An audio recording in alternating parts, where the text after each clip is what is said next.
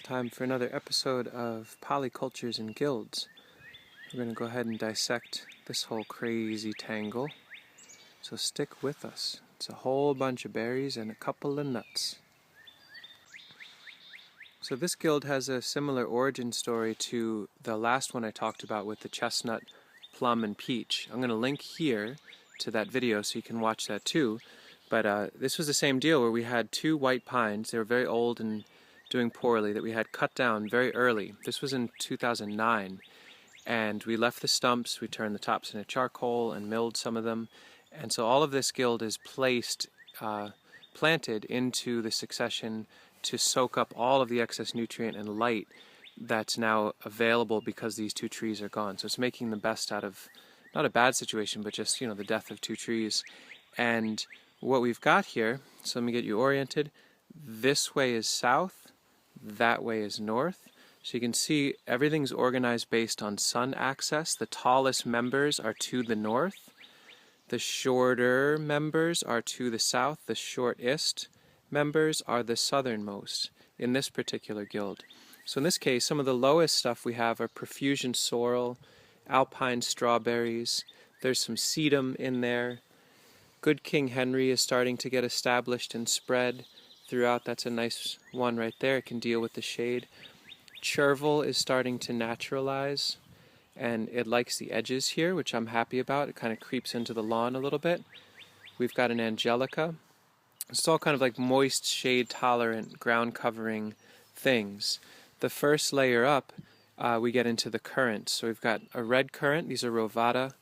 And then on pretty high density, there's crusader black currants planted. Looks like they're going to put on a beautiful fruit set this year. Just kind of for fun, but also as a nutrient accumulator. Lovage is in here. Amazing perennial celery. Tastes like celery, but times a million. There's even some skirret and tarragon underneath, so it's very loaded. Herbaceous and small shrub. You can see there's a competition between lovage, the currants, and then my Taylor raspberries, which are a creeping type. So as a nursery, I just go in and dig them out in the fall, make sure I'm getting a light release to my skirrets and tarragons, which could use a lot more light than they're getting right now. As we go up, you can see there was a black locust that volunteered here early on that I pollarded once and then pollarded again. So now it's a very controlled small shrub that's pulsing nitrogen right into the center of this whole thing. And in a lot of ways, this whole guild is very nitrogen accumulating driven. There are autumn olives that I planted. Yes, oh my God, how could he possibly consider planting autumn olives? They're noxious, horrible, invasive. Well, I did it, all right? These are cultivars from Saskatchewan, and very cold hardy, very delicious fruit. They have, in the 6 years of being here, making fruit for the last 4, they have not spread at all. They're easy to manage with chop and drop. They're beautiful. I can grow vines up them, and they fuel this whole system. So it's a nitrogen-fixing medicine fruit producer, scaffold, mid-shrub, low tree layer that can be chop and dropped and fed for everybody else. You can see there's Nanking cherry that actually just showed up, so I left it. And just to the north of the Nanking cherry and to the east, very deliberately, is a Carpathian walnut, which, as time goes on, will get taller and taller. This will be one of the dominant canopy species. You can see there's tons of light available up there. And so this will be a huge bomber of a beautiful tree with a Nanking cherry squirting out from underneath it for a while. More thickets of different varieties of raspberries acting as a ground cover and being shade tolerant enough. Once the autumn olive gets to be enough light pressure, I'll chop and drop it and feed it to the raspberries.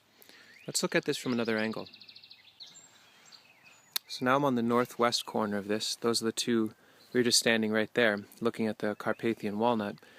And again, more autumn olive, this flanking the northern side. The elderberries are proving to be more shade tolerant than I thought, which is really exciting. And there's a sweet cherry. The sweet cherry and the Carpathian walnut ultimately will be the dominant Overstories in here. Oh, as well as this keystone American Persimmon.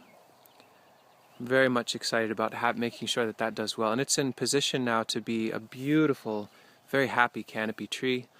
Center of the garden, so it'll cast shade to its north, but that'll be onto red buds, some more elderberries, some more raspberries, and more elderberries. To the south of the persimmon is my hedge of Nanking cherries, which I talk about in another video, which I'll link to. Really beautiful plant. My battery's going to die, so hold on. I'll take that as a cue just to wrap it up. Really high density, incredible structural diversity, high species diversity, and a tremendous wide yield. There's about 40 players, 50 players in this little exquisite hedgerow. It's a real pleasure to be in here. Thanks for watching.